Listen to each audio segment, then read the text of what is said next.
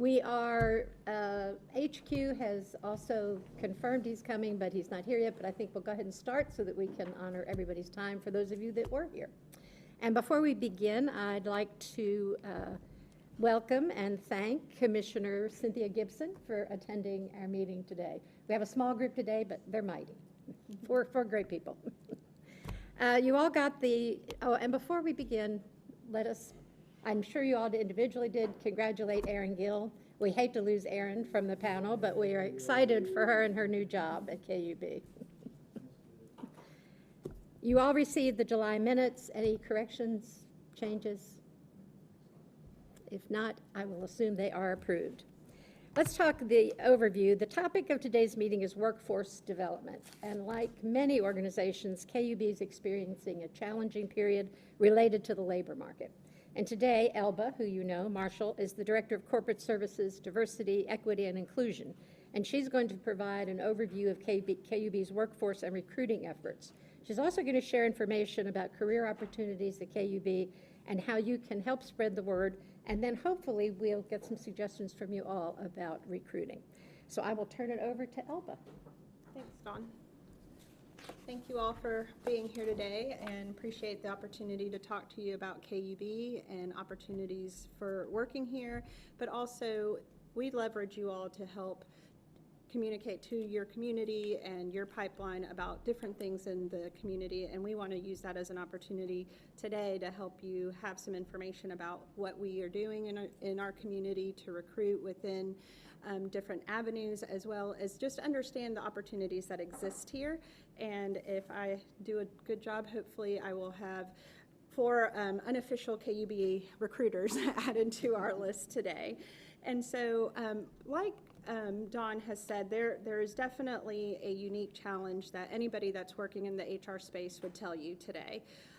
Talent is very resource limited at the moment. Mike Odom recently did a presentation for workforce and the demographics and what that looks like, not only in Knox County, but the surrounding counties. And what's really happening is post the pandemic, we saw a lot of people leave the workforce, and we didn't see that many people coming into the workforce before that happened. So we just weren't seeing people coming into the workforce. People weren't having as many children, and then you have this mass exodus that happens to really address just their desire to have work-life balance. And one of the really interesting statistics that he shared that was really eye-opening to me is when you look at the census growth within the age population that is your workforce, so 24 to 54, there was an increase of about 3% between 2010 and 2021, as opposed to a 25% growth within anybody over the age of 55. So you're really having this resource constraint, and that's impacting everybody. And what you're seeing is every organization's having to work a little bit differently, be more creative in the way that they're able to recruit and retain their employees. And that's what I hope to share with you today on 3 really important programs that have been either a long part of our history or a new addition to our history, and also offer an opportunity to answer any questions. But where I really want to start is what we do here just out of the gate for our employees. And I have worked here for 19 years. I actually had the opportunity to work from 95 to 99. I left for 9 years, and in that time frame in which I was gone, one thing that I found is just I didn't have the same experience in my other employers that I did here, and I was proud to come back in 2008. And I think it starts with ensuring that we are paying our employees competitively and offering competitive benefits. I think one of the things I'm very proud of that we do is to ensure that that occurs. We do annual benchmarking of our salaries and our benefits to ensure that we are being competitive with other players in our community. We have some larger organizations that are all recruiting the top talent that we also want to secure. We also invest in career development and training, and I'll spend a little bit more time talking about that in a later slide, but that is a very important component of the employee experience, is the career development and allowing people to grow in that space. From a inclusion, equity, diversity standpoint, that's also something that has had a long presence with KUB. As you all know, Tybee Small has served on our board. His service on our board also just reinforced our commitment to that. We started a strategic initiative team back in 2016, and that continued to grow. But more recently, you all have had the benefit of meeting Tanisha Baker. She serves as our DEI manager, and her and Amy Kennedy have been here with us for about 2 years and have done an excellent job of ensuring that we're building a culture where everybody feels a sense of belonging, feels like they are heard and seen. And a lot of that is done through education and training that starts from the top down. So Gabe, down to our frontline employees, go through a series of training on diversity, equity, and inclusion. And we are in our second year and have had over 1,000 employees go through that training. It was intentional, and I'm camping out a little bit here because I don't have another slide, but it's such an important component of what we do. We started really with, we want the behaviors that create an inclusive culture to be modeled by the people that our employees report to. You're going to behave the way that you see other individuals behaving. And so if I see my boss that is being inclusive and looking for opportunities to create growth for other people in the department, then I know that that's the behavior that I also have to demonstrate.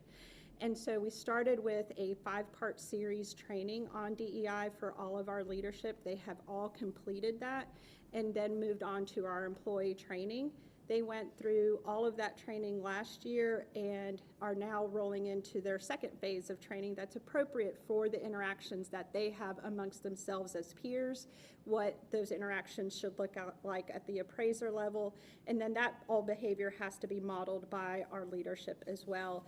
And we're getting a lot of really great feedback. We do surveys to ensure that the training that we're doing is reflecting the results in the behaviors and the way that our employees are feeling.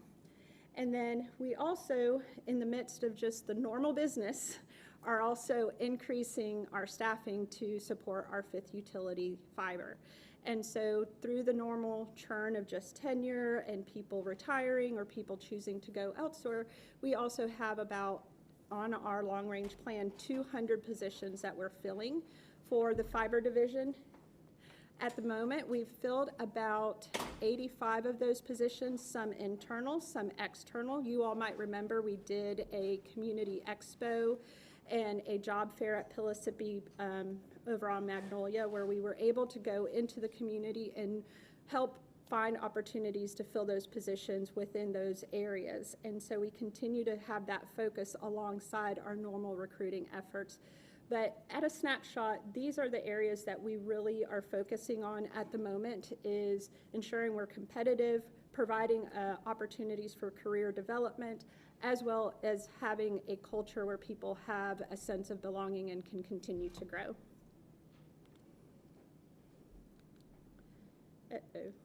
There we go. So here we have just a quick snapshot of what KUB looks like. And so we are roughly at anywhere between 1,150 to 1,200 employees at any given point in time. That number does increase over the summer when we ramp up on our student programs, which I'll talk more about here shortly. We do have a population of our employees that are union. When we talk about our union employees, think the overhead construction, so the line worker positions, that people who are ensuring that all of our lights stay on, and we're really grateful for the long hours they work during those really long storms. We also have something that is unique to us over the course of the last couple of years, about 500 employees with less than 5 years of experience, and this is unique to us. We, for the very longest time, would often have an average tenure of about 15 years. Over the course of the last 3 to 5 years, that has started to drop just as people have begun to retire and we're getting new folks in. When you think about the roles that our employees have, there is a long learning curve for some of these positions. So when you think about somebody coming in as a line worker, and I'll talk about the line worker apprentice, from the time that they graduate from their apprentice school until they become a full-fledged line worker, that's 5 years. And so we're investing a lot of time and training on these individuals, and when you have that many employees that are here for less than 5 years, we're needing to invest in ensuring that they're getting that training while they're here, but then that we're retaining those individuals as well. So we'll talk a little bit more about how we're achieving that retention component later on in the presentation. And so for this last year, we had a turnover of just shy of 11%. And depending on what industry you're looking at, that could be a little bit lower than what you typically see. I've benchmarked with some other individuals, and person that works with us told us that her former employer had a turnover rate of about 20%.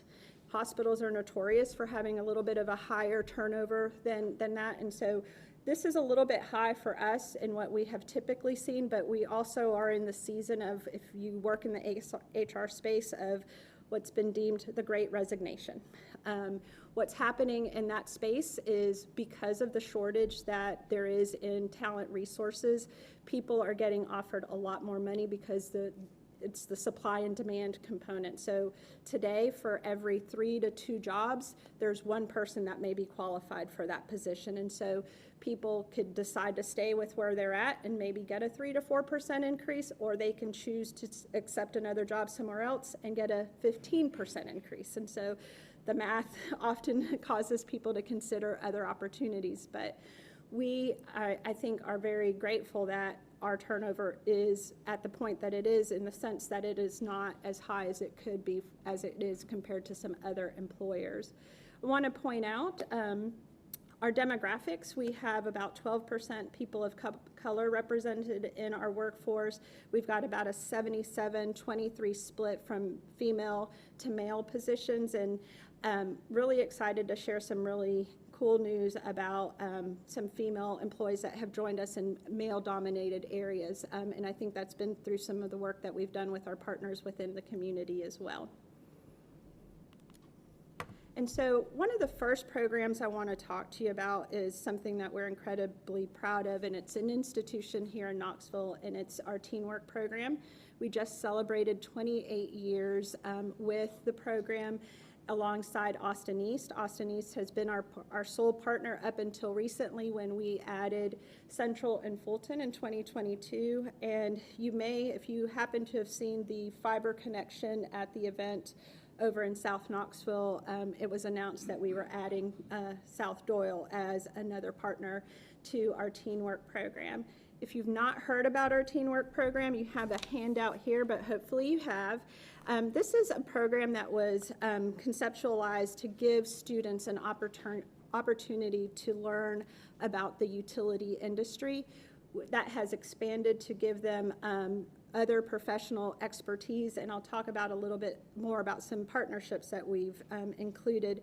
But an individual who is selected to participate in the Teen Work program will come and join us and do Saturday workshops. In those workshops, they learn a variety of things that not only prepare them for coming to work, but hopefully for future careers. So things like interviewing, mock-ups, writing resumes, job shadowing, community service, ropes programs, which I believe is one of their favorite exercises, is going out and doing the rope exercises.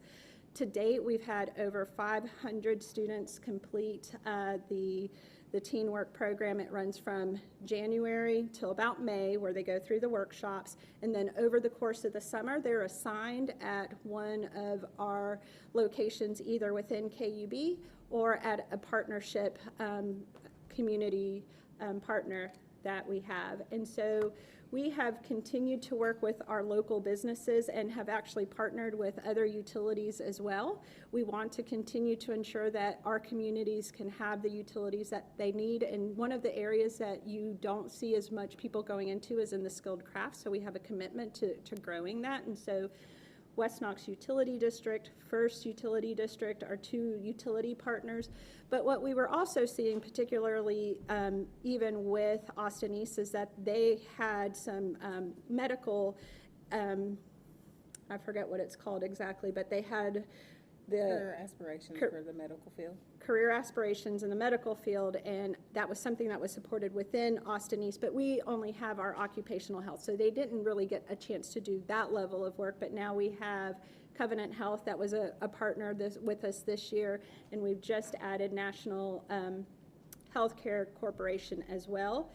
Knoxville Chamber and Knox County both have been past partners and will be partners this upcoming year. This last year, they had an individual that was accepted into UT's Governor School, so they took that opportunity, and then we have some other things that came up. But at the end of the day, we are committed to giving the exposure to these teen workers across a variety of careers with a focus on utilities. And this year, we had 26 individuals complete the workshop, and we placed 24 of them between ourselves and a couple of other of our partners.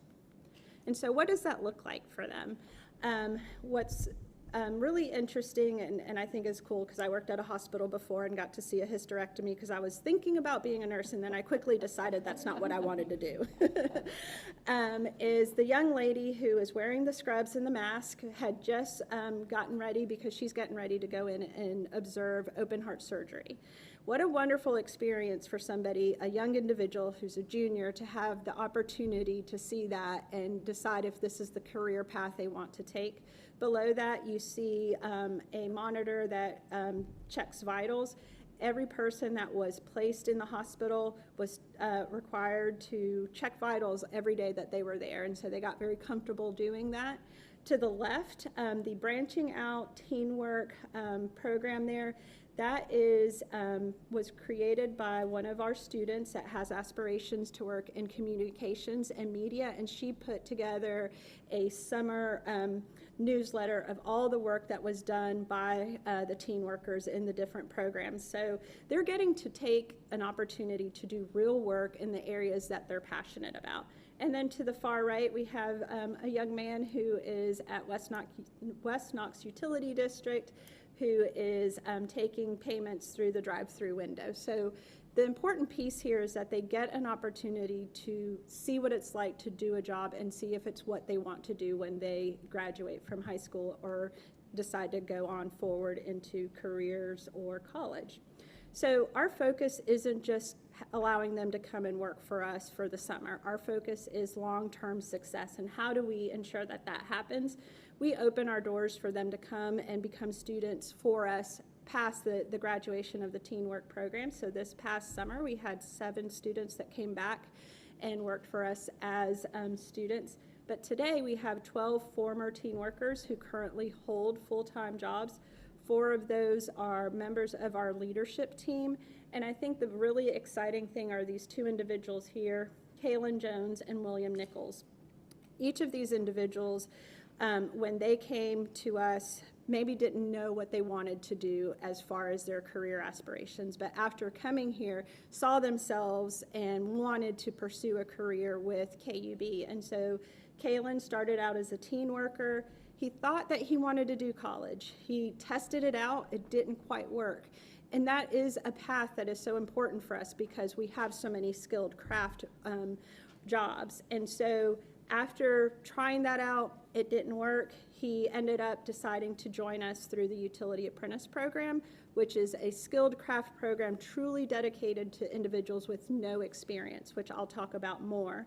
And then in 2023, so I think in January, he actually was placed and promoted as a construction technician.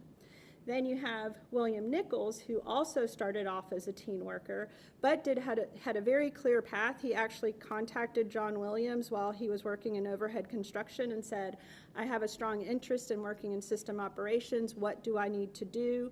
John guided him into going to school and getting some base knowledge in electrical operational work, and we helped him navigate that, get him enrolled. He just graduated, and he officially became a system operator about 2 weeks ago. So really wonderful success story there, and these are life-changing jobs. So I came from a single mom. I didn't get I didn't go to college right away, and having these types of programs are really something that speak to me, and the opportunities we have to make a difference in young children's lives as they decide where they're going to go moving forward.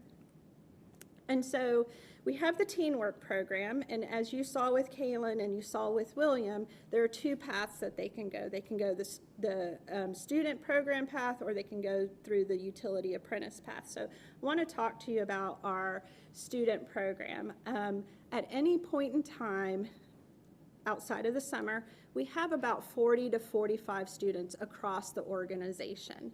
And we allow these individuals to come in and work for us. There is some requirements. They have to be a full-time student, either enrolled in a university or a trade program. It isn't just now, for college, it's also trade as well.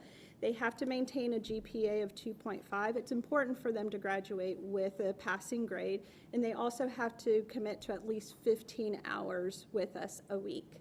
They have a lot of different needs. Every student has a different curriculum, may have a different opportunity, and we want to meet them where they are. And so what you see here is we have a variety of ways in which we do that. Our engineering program allows for co-ops where they work for us full-time for an entire semester and can get credit depending on the commitment with the curriculum at the college. We also have individuals who come in and all they want to do is a summer internship. But what's really funny about the summer internship is that they start out thinking they just want to do summer, and then they decide to just stay with us throughout their entire college experience.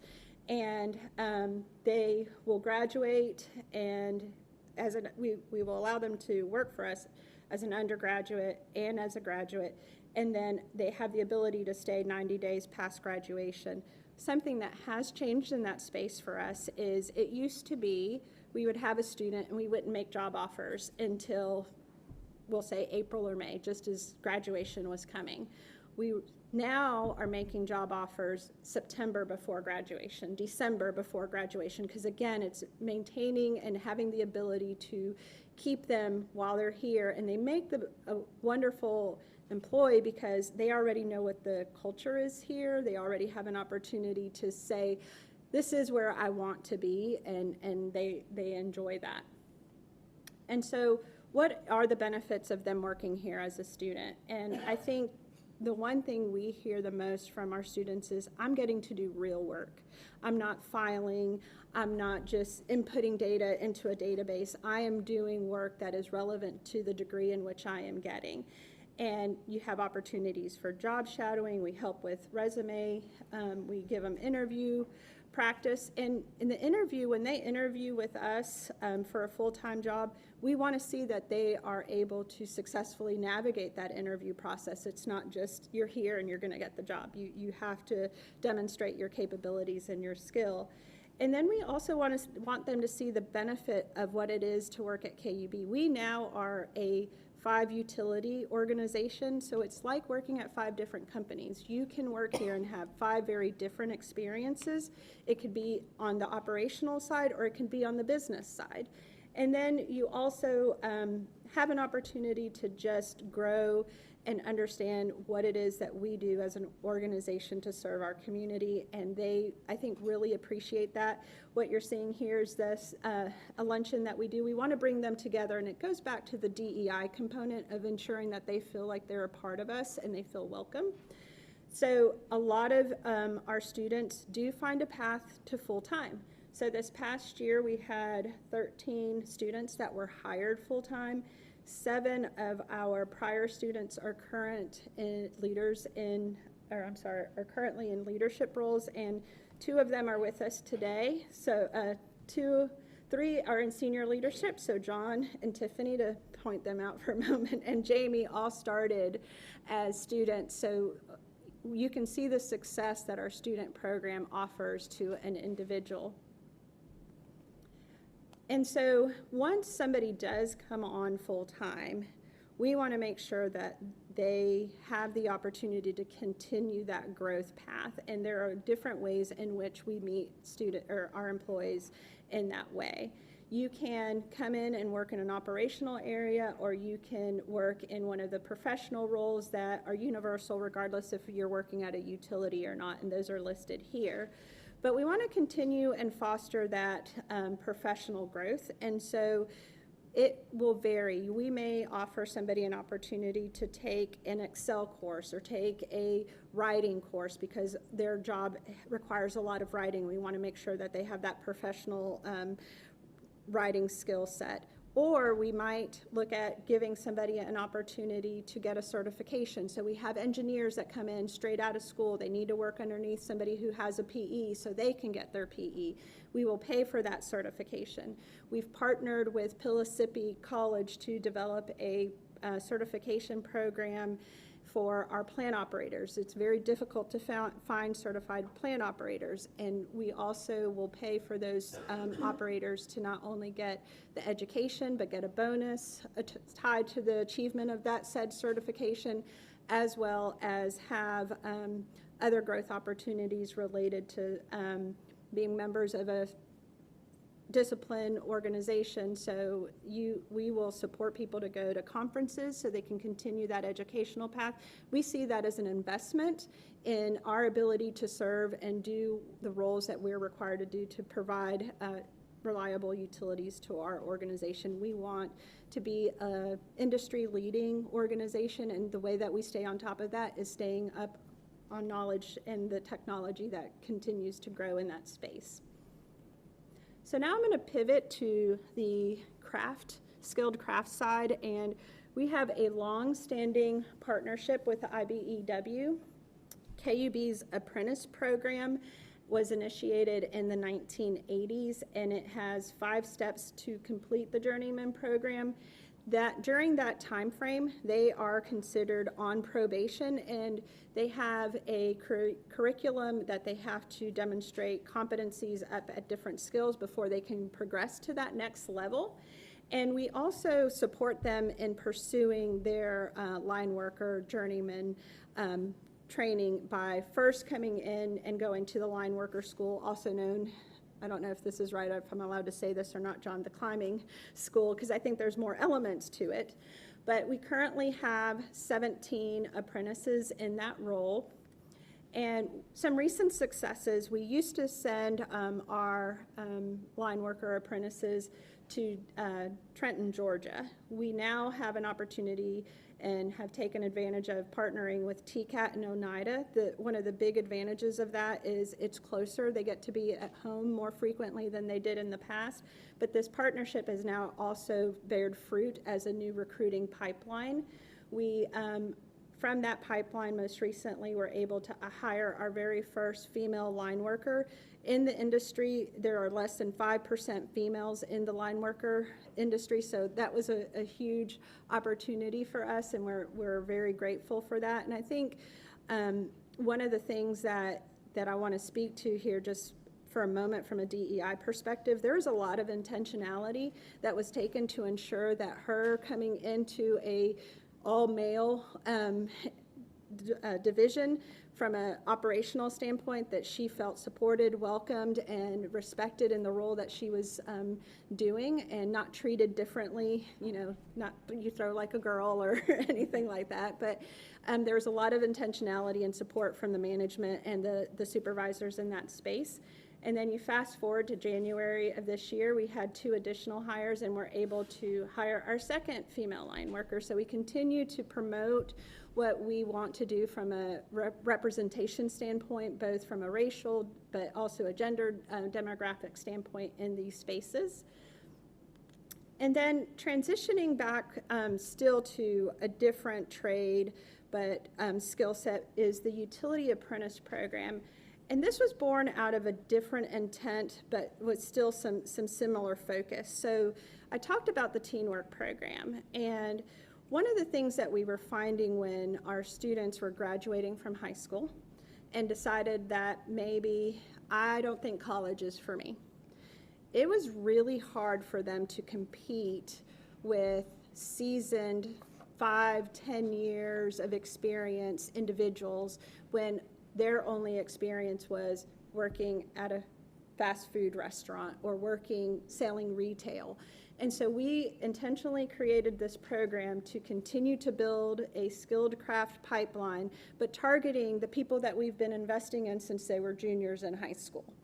And so we had our first pilot in 2021, and that was Kalen. He was our very first utility apprentice, and that bared fruit, and it was successful. And so then in 2022, we hired 5 additional apprentices, and 3 of them have already advanced into that next level, and you see the 5 of them there.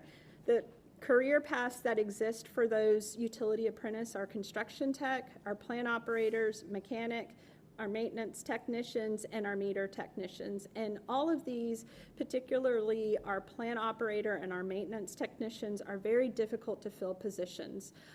We have OR&L, we've got Y12 in our backyard, and they are looking to recruit our staff, and they have deeper pockets because they have more money, and so we have to continue to ensure that we're having a steady pipeline to make sure that we can do the work that we need to do, and that was intentional in the decision of which areas we were going to create this utility apprentice program. And so you have a handout here that tells you a little bit about what the utility apprentice is, and as I've mentioned, it's an individual with no experience. They're going to get on-the-job training, and they have the ability to learn the basic skills, receive the education that's necessary to help them become successful, and they are actually getting paid benefits and a wonderful wage while they're in this role. So they are an employee of ours. It's not like a seasonal employee. It's not a part-time employee. They are full-fledged employees with us and receive benefits as all our other employees do as well. But they do have a step program that they go through. They have to demonstrate operator qualifications to move into that full-time role. And once they've achieved that, then they progress into a classified position and have opportunities to continue to grow within those levels as well. And so the impact of the apprenticeships that we've put together have been very successful for us in helping us achieve some of our organizational goals. We want to ensure that we have a stable, long-term career for individuals, but we also need to be able to have the staff to serve our 500 million customers. And with that, we are also still enhancing our diversity from a workforce standpoint. I talked about having 2 females within our operational group of the line worker apprentices. We also, from the utility apprentice, had 50% of the people that were hired represented from underrepresented groups. And then we continue to work towards closing the gap on that skilled trade area, because I know for myself, I was told from day one, you need to go to college. That's the only path that you can take. And one of the things that many people don't know is how well some of these positions are paid. As an example, the line worker apprentice, if you come in as a level 1 apprentice, you're making about 65, 68. At the time that you actually complete the 5-year term, you're over right under 100,000. And when you add in the overtime, then you're well over the 6 figures. It is dangerous work. You have to have an appetite and a tenacity to do that, and you have to be able to be very minded in the safety elements and the technical elements that are required for that. But you can have a very good career in that space if that is something of interest to you. And then the utility apprentice also offers a wider range, not starting as high, but you have somewhere around the 45 up to the potential of about 100,000 in the 5 different varieties of positions that exist there. And this also just aligns with our commitment to partner with our community and bring and support the pipeline from within. And so wanting to pivot now to what I talked about earlier as far as just talent acquisition and our hopeful call to action, people signing up to be my recruiters unofficially, is where we are and what we're doing differently. So I went to a conference this past June, and The speaker was an economist with ZipRecruiter, and one of the things she mentioned was quite interesting to me. She said they surveyed about 3,000 individuals, and 44% of the respondents said they had been headhunted for their current job, compared to 14% in 2020. So that is a very real thing. People are being headhunted and selected to go into other areas, and so we need to make sure that we're matching that strategy and doing more as well. And so we have shifted from a passive to active recruiting, and I say that without, and I feel it's important to kind of qualify it in that there was a time where we would post a job and we get 200 applicants. And that still occurs for some of our positions, but in other more difficult to fill positions, so an electrical engineer, we might get 30. So there's just a wide variety in areas in which we see the number of applicants not be as robust as we need. And then when it is a limited pool, then the diversity within that pool is even smaller sometimes as well. And so we have hired an individual who is our LinkedIn headhunter. We have marketing strategies for our difficult to fill positions. So we are working with what are the chapters within a certain discipline. Do they have BIPOC representation in those different agencies to ensure that we are reaching out and trying to ensure that we are representing our community?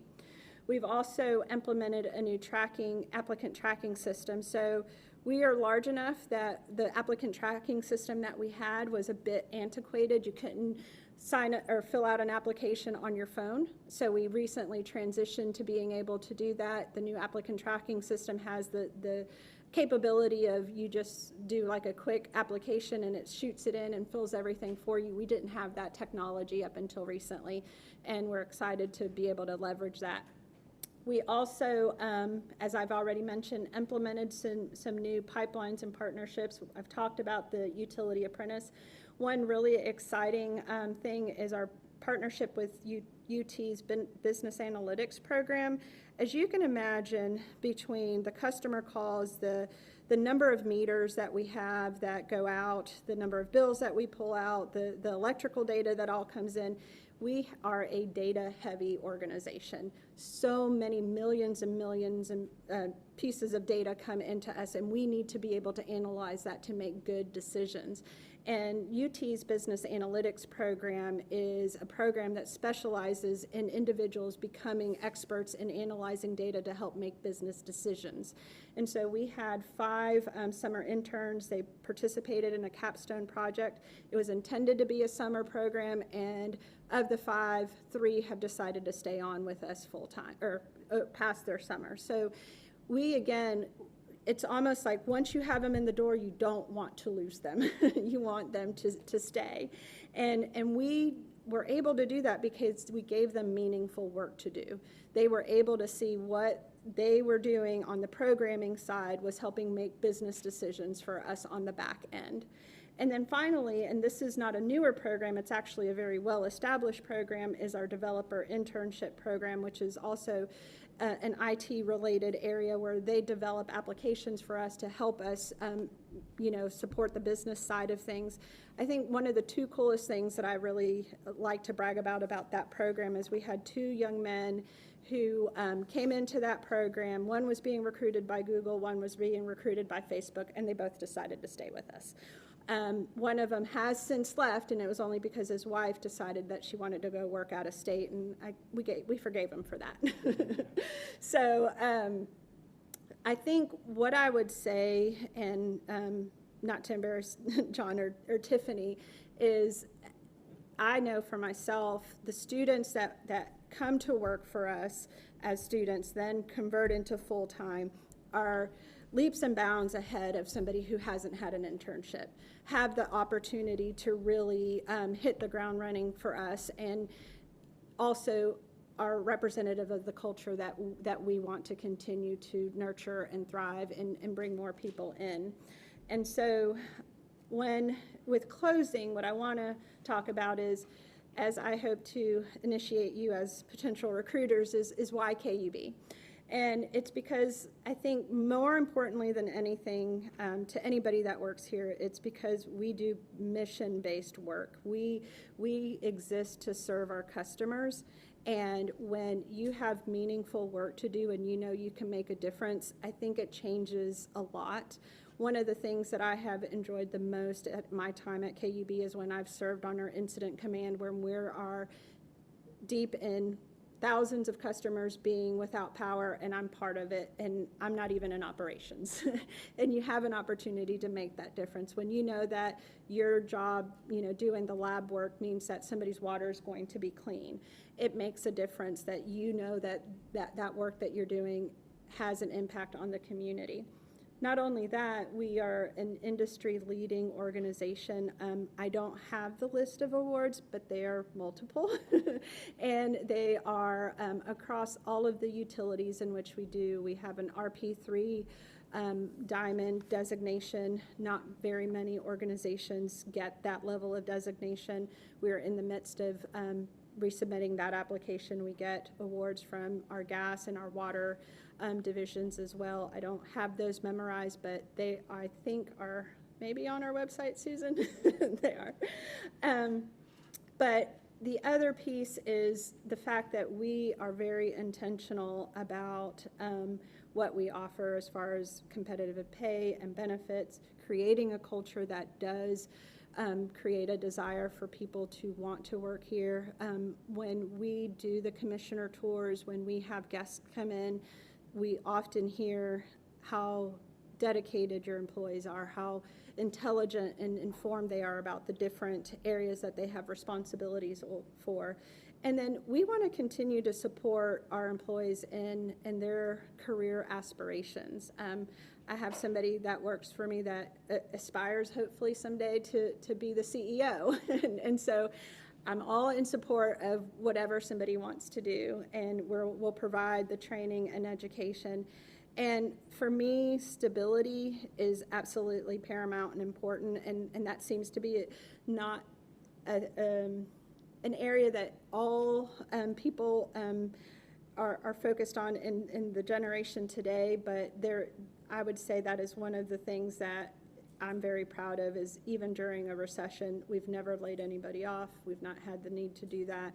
We've continued to take care of our customers and our employees and been very intentional, and I think that comes through sound leadership, board support, and it's an organization I'm very proud of to work for. And I had a 9-year gap where it just reaffirmed this is where I wanted to be. And so with that, I want to open it up to questions, comments, or anything you want to say.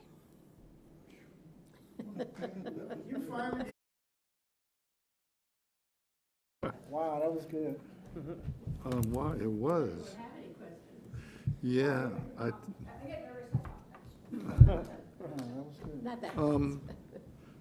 As it was going through, I had lots of different feelings going through it. I'm very impressed with all that I've heard. Repaint the picture of the different because I'm a little confused about the student program and there's 2 different programs where it's, if you could go back to the earlier slides there. So we have the teen work program, and I think Yeah, but then it reminded me of when I was in school and you broke off between like programs for working people and programs for college prep. And it seemed like it was like that. But I'm not clear in my mind going through it. I can't remember. Student and various, okay, there's a student program. And then does that program lead toward a certain particular outcome inside KUB, and you have another program that leads to another department? Is there like a thing between blue collar and white collar? so. Maybe what I'll say is the teen work program is truly people who are in high school. It's Yes, their yeah, I junior. get that, yeah. And so that then will just put that in the parking lot. And then we have our student program. And our student program can have two paths. It could have a professional path, so Right. engineering, human resources, Accounting, communication, so forth. Yeah. any one of Right, those. right. Any college degreed role, and they don't even have to be pursuing a college degree that's specific to KUB. Right. Sometimes we find that people come and work for us, and then they realize, I didn't know this even existed. This might be a path I'm considering. I was thinking literature, and now I'm going to pursue, communications. And so you have the professional track, and then we now have a student program that is for people who are in the trade school. So if they are going to Pillissippi for the plant operator, they can be a student for us as they pursue that Yes. plant I operator get it. Okay, certification. okay, They yes. can be at TCAT. We have an individual who is at TCAT today who is pursuing their mechanic certification. And so we have a mechanic or a transportation shop. That person is working in our transportation shop and is being able to apply what he's learning at work, at school, and vice versa. Right. So we have those two tracks from a student standpoint. Yes. Then, so you've got teen work, you've got students, then you have the apprentices. And there's two apprentices. You have the line worker journeyman, or the line worker apprentice, which is the school specific to become a line worker journeyman, Yes. to climb the poles and do all Yep. of the electrical work. And then you have the utility apprentice that has about 5 different roles that they could pursue. It could be construction tech, it could be a plant operator, a maintenance technician. And the maintenance technician, think the pipes, that distribute all of our water and our Right. gas and our wastewater. They're learning how to do the preventative maintenance and things of that nature. And then you have the wire side where there's other pieces in that system maintenance area. That's a more technical area. And then you have our service technicians that is more, they're working on, we have an appliance repair division that's gearing up, and so that's some of the work that they do there. And they also work on our meters and things of that nature. So you have a variety of roles in the utility apprentice, but that one in particular, what was happening is it's really hard for somebody to just jump in straight out of high school, not Right. having any other work experience besides retail or food and beverage, to come in and work in an operational area. Like, I don't know what a Phillips wrench is. I don't know what this tool is. I don't know what that tool is, because all I've ever done is I've not had that exposure. Yeah. And so they couldn't compete with 50 other individuals that had that experience. Maybe they worked on a farm and they knew how to, Yeah. drive a tractor trailer or some, not a tractor, but a tractor. A tractor, yeah, They yeah. would have that ability to compete with those individuals. Does that help? Yeah, that helps. I have more, but maybe somebody else has a question. I'll come raise my hand again. Do you have any requirement for your apprentices to stay on for X number of years after they finish that program? So, John, correct me if I'm wrong, they need to stay a year, or no, nothing? Not really. Okay. So they go to school initially for a bit of time, several months, and then they come back and they're really on our system training the rest of the way.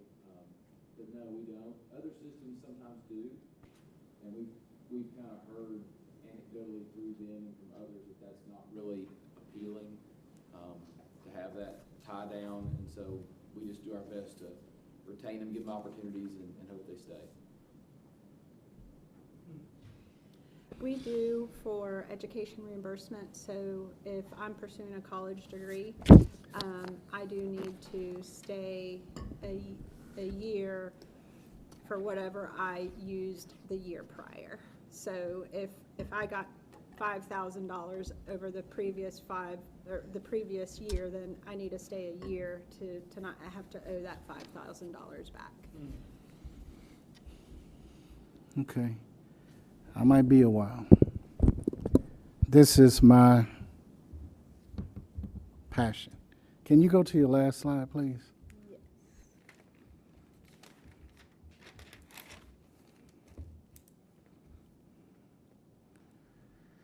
And I was waiting on the answer to that question. Why KUB? And you did an outstanding job of just walking us all the way through that program. Thank you. And I've been here. And one of the things, you asked for recommendations also. Yes. And one of the things that I don't see on that slide is to create an environment of that word is gone. People don't do it anymore, is loyalty.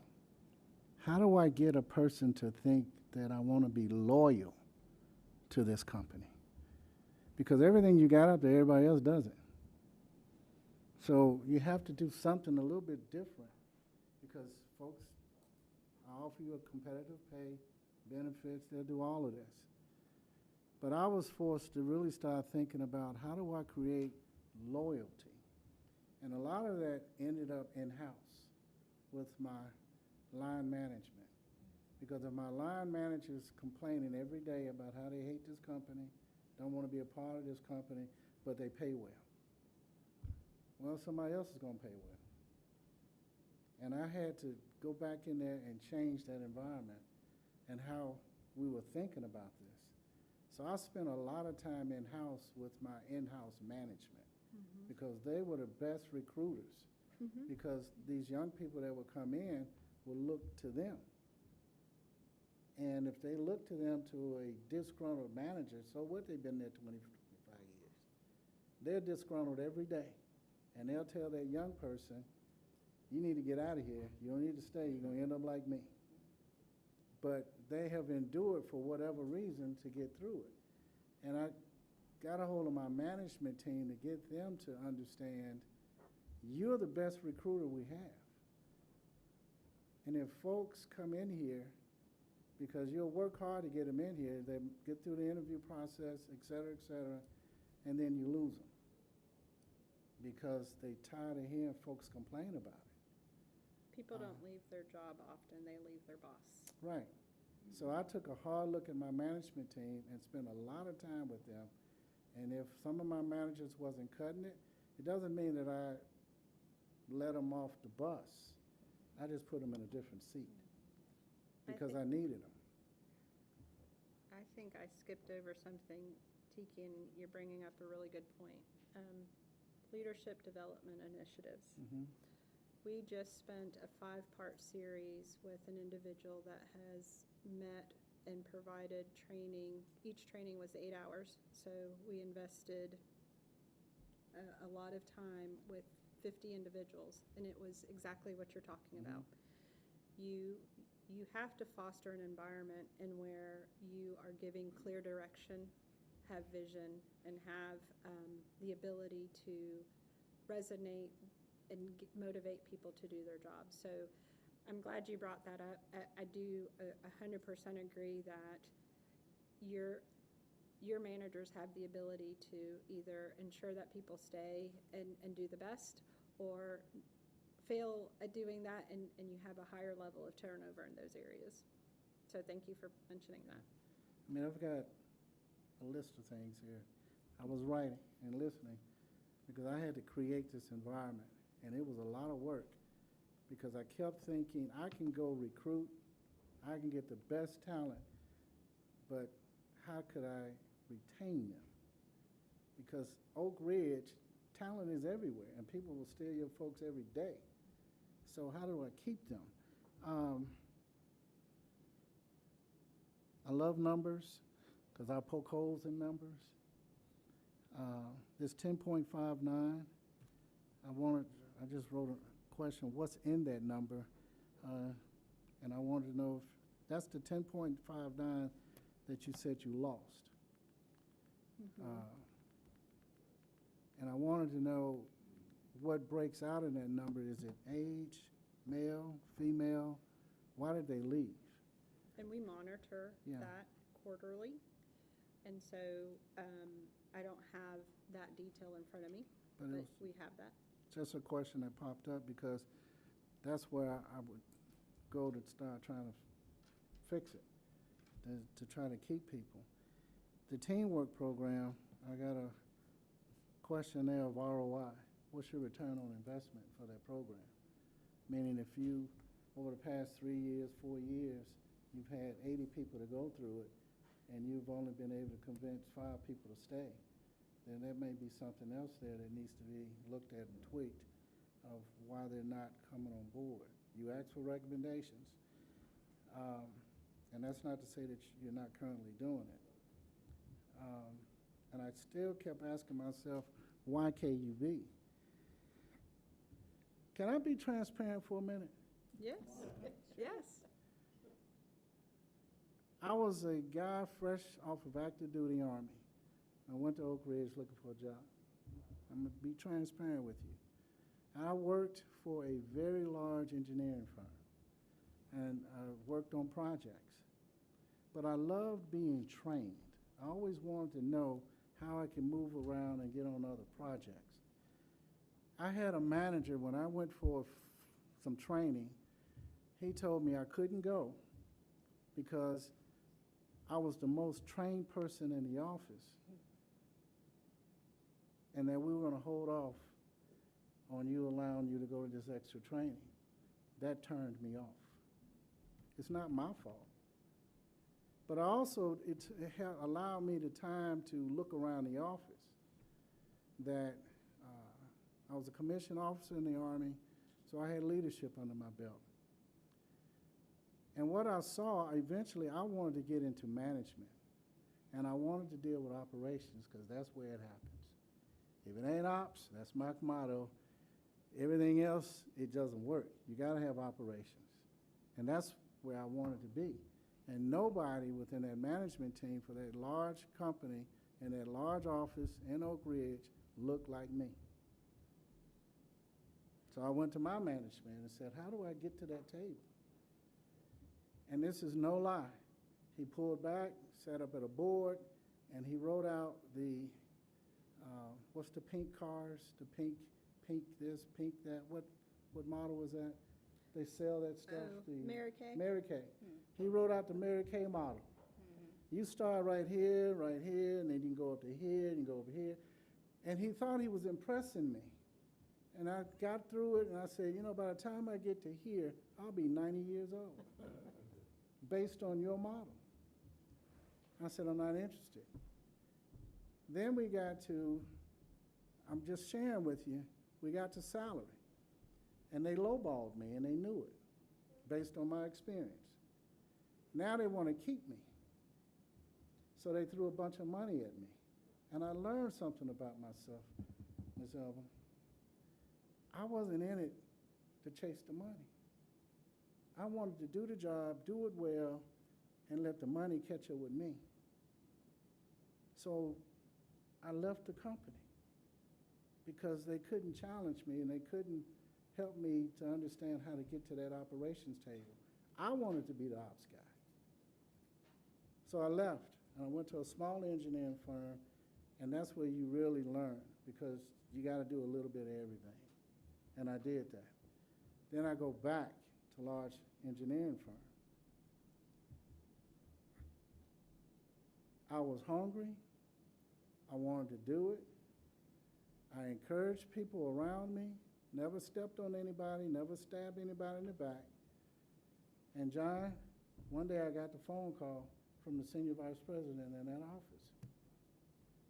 And just like getting a call from the principal office, I was wondering what I did wrong. So I went into his office, he closed the door, and he said, I'm going to restructure the office. And he opened up his board. He said, I've already recommended you to be the vice president out of this operation. I was the first minority, black, African black, whatever we want to put in that box, positioned, promoted to a vice president in a multi-billion-dollar engineering firm. That's sad. I was happy, but it was sad. But somebody in that office saw me for what I could do. And that's what happens here. Management has the ability to look for talent and go recommend the talent to somebody else within their management chain. And you start grooming them. That person will become loyal to this company. It worked every time I did it.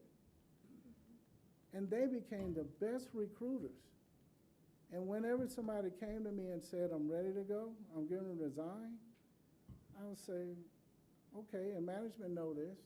Some folks you say goodbye, appreciate you, thank you very much. And some of them you say, let's sit down, let's talk about this. Because those really are the ones you want to retain.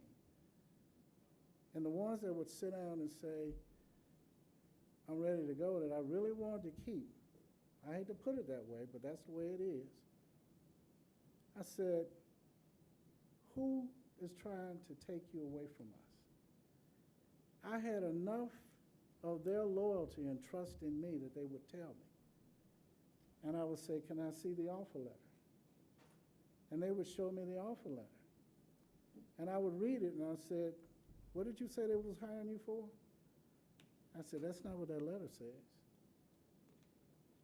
I wouldn't work for a company that tells me one thing and puts something else different in a letter. And I said, unless they're going to offer you that, you need to stay. And I never offered them any more money. What I offered them was loyalty from me to them, that I'll be honest with you. And when one came to me and said, I'm ready to go, and I looked at the offer letter, I said, I'll go too. I said, that's a good offer. You need to go, but that door is always open. You can come back. But folks would tell me, I got offered a job, and I said, you too? They weren't the only ones that were being offered jobs. And I'll tell them, I stay here because I like being here. And that's why I stayed. So how do you create that environment to where they want to stay? Because people will steal your good people. That's what they do. They recruiting too. So I kept asking myself, why would I stay? Why KUB? And for me, it was loyalty. How do I create that environment that they want to be here? Because I can get promoted in-house. I can eventually aspire to sit at the big table and make a difference. Mm-hmm. And I know KUB has all of that, but it wasn't in those lines. I didn't really hear it, because I know people that work here and they really enjoy working here. But how do you get that to these folks? And I've depended on my in-house management team at every level. You are the best recruiter we have because you know how we run things around here.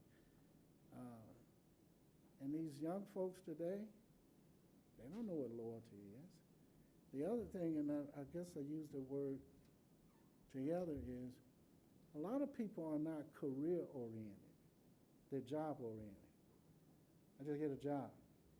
But if you can help them to see that this can be a career for you and that you can be here and we can move you up, be it out doing lineman stuff or inside management, making operations, making it run. But you have an opportunity to do that. And that's the difference, I can tell you now, from Oak Ridge, which is federal government, versus what KUB does as a public utility. That's the advantage you have. Because those contractors out there come and go. Those managers come and go. But one of your words in the KUB is stability. You're stable. You said something that we have not laid anybody off. Oh my gosh, that's a recruitment tool right there. Because it happens every day out there in Oak Ridge. Oh, I 100% agree. I think that's what's just been so interesting, the evolution of the younger generation. Mm-hmm. And this isn't at all to say anything negative. It's just, it is a different lens, I think, for myself. I see myself retiring from KUB, but it is very consistent across. We receive over 5,000 applications every year throughout our annual review process. And there used to be a time where you would see, and part of the recruitment is you wanted to see that longevity. You wanted to see that loyalty that you're talking about. That doesn't exist in the applications that you're getting today. And you're seeing a lot more movement, and it's not unusual to see 1 to 2 years, and you're just like, how is this? So I hear you loud and clear of the loyalty element, and And that's an important element for us in just the ability to do the work when you think about the time it takes to learn a particular role. So no, I appreciate your feedback. That's good. Zeke had some good thoughts about recruitment. How about the rest of you? You've had to do recruiting in your own businesses and organizations. Do you all have any ideas that you could share with KUB?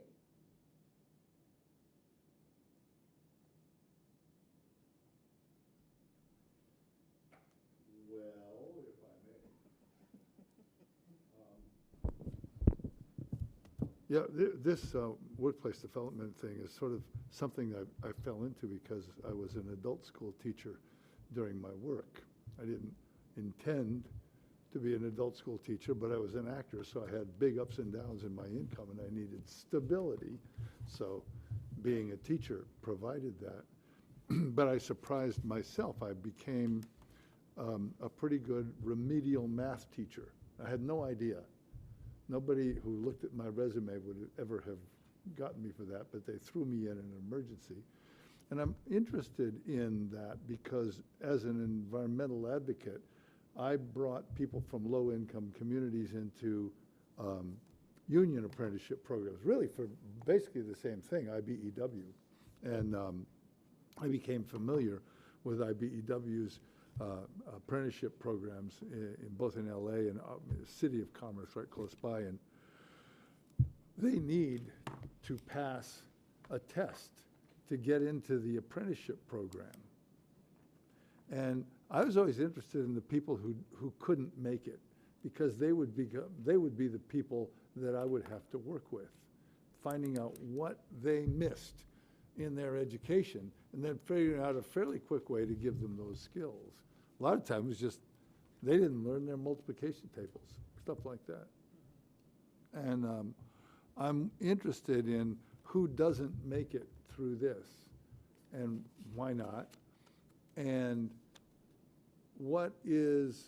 do you offer like those kind of basic training things that help people acquire sometimes elementary and high school language and math skills that they seem to lack, but they're nonetheless very intelligent people in many ways, and they're capable of learning fast. I mean, not everybody is like that.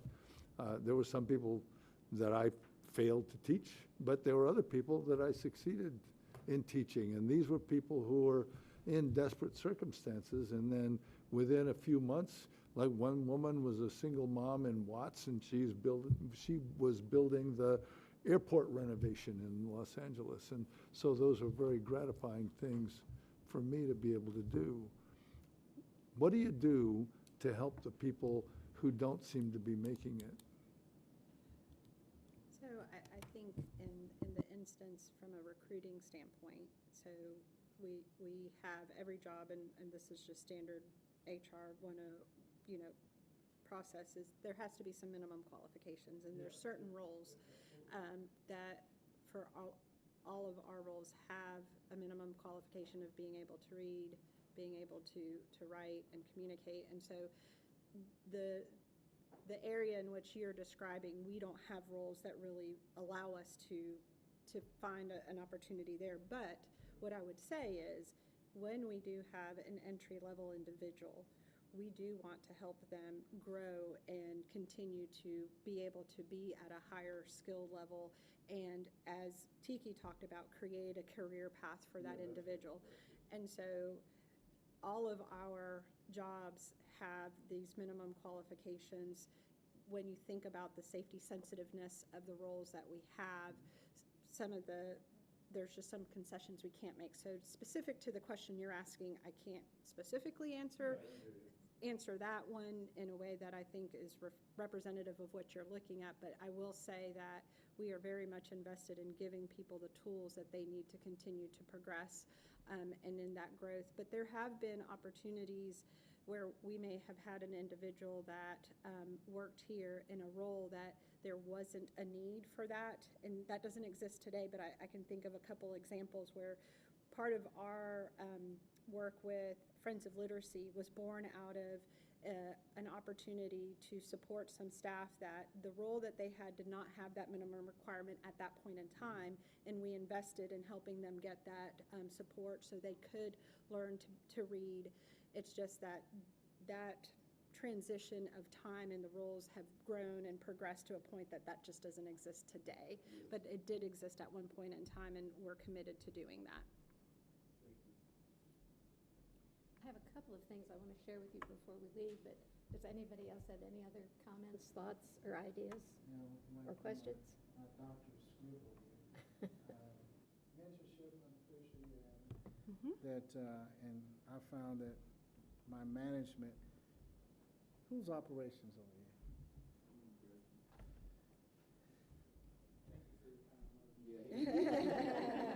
Oh, I'm telling you, it doesn't happen if ops is not involved in it, so.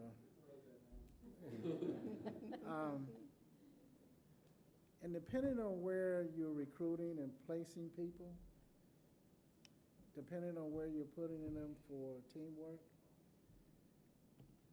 there are certain folk that don't have time to mentor people, and they will rub people the wrong way. I don't have time for this. Don't put that person in here with me. I don't have time. That's fine. Find a manager or the person that will take the time, because that's important too. And that will turn folks off and say, they don't even have time to show me something. So that helps. I would consider adding, since it was such a big part of your presentation, maybe a little video clip of a students in the teamwork program, so they can kind of volunteer and say, it's great, I've learned so much, and I'm going to go to work for KUB.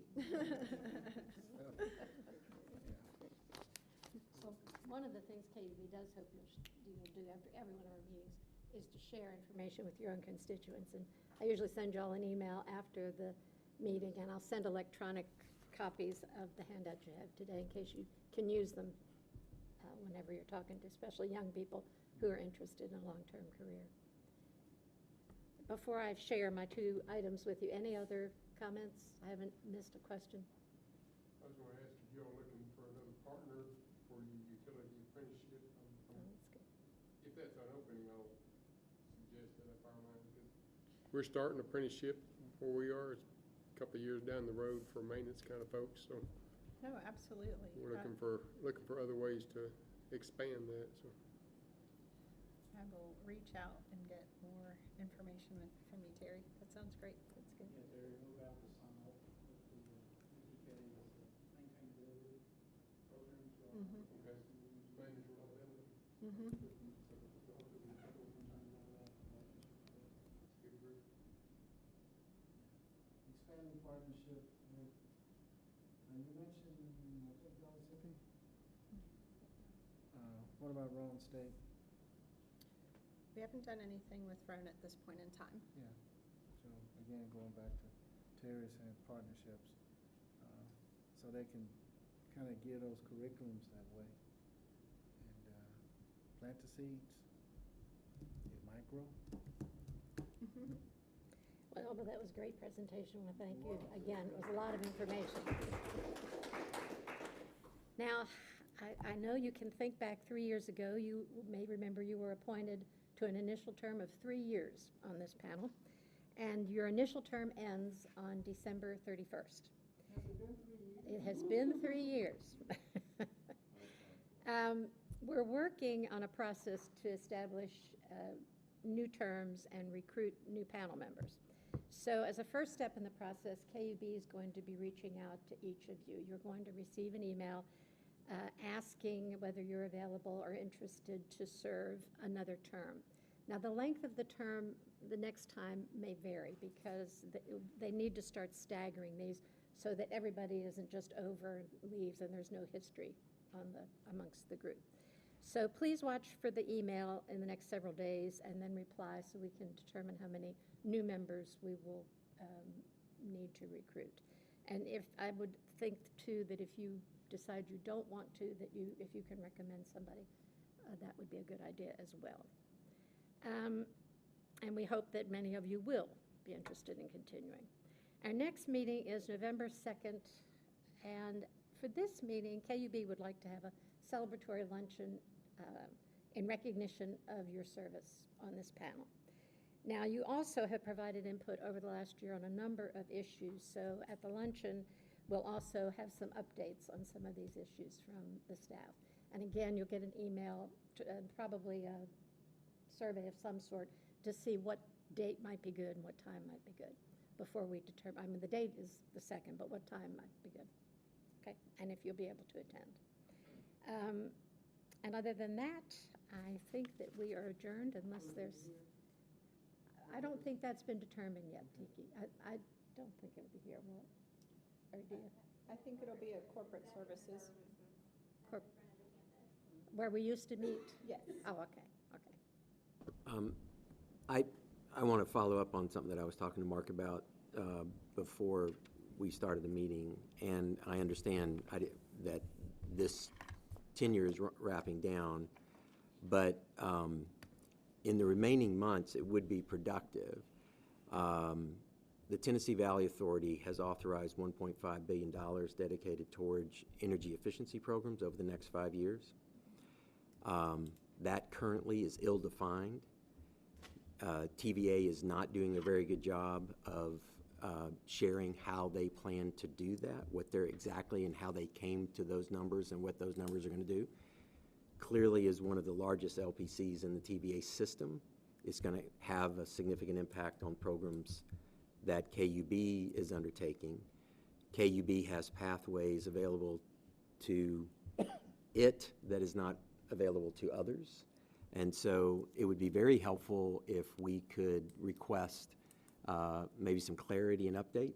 I mean, I can make it as an individual request. I can make it as a member of the CAP, however we want to do it. But given the need that is out there in the, across this region, given the lack of programs that have been deployed by TVA over the years, this is an opportunity, and then it marries up with a lot of things that we've already been talking about, not we, SACE, but we, the larger we, in things like how do we maximize the uplift program, how do we actually get more folks involved, how do we line up with what the federal programs are doing.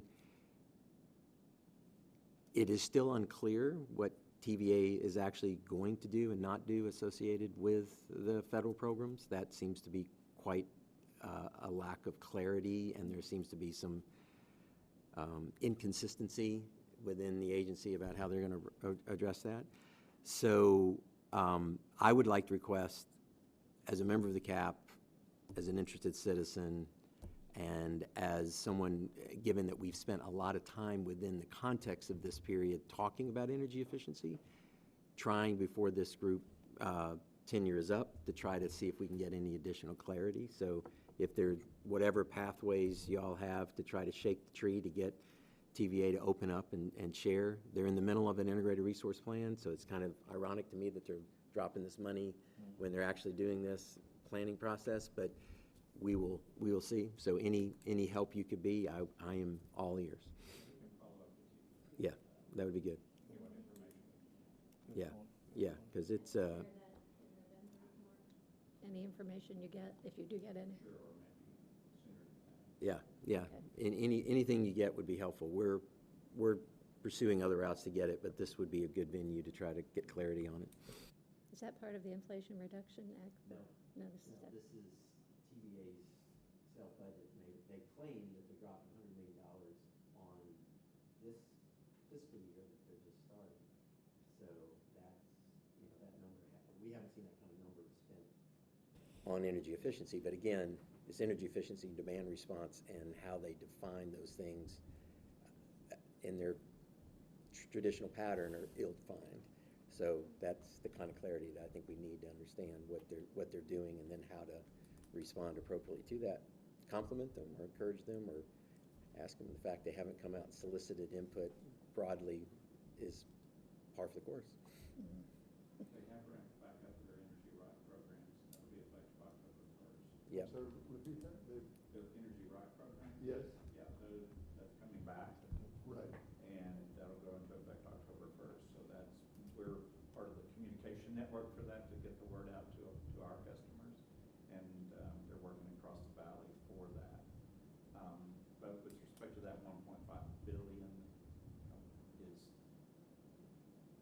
much of that is energy right versus other things, I don't know the answer. And to it's that. over 5 years at this point, and, you know, again, how does it layer in with the federal programs, and how does it integrate into the IRP is anybody's guess. But we will Yeah. reach out. Yeah, that'd be helpful. Thank you. And share with you all. Mhm. Okay, excellent. All right, anything else? If not, we'll look forward to seeing you in November and be looking for a couple of emails from KUB.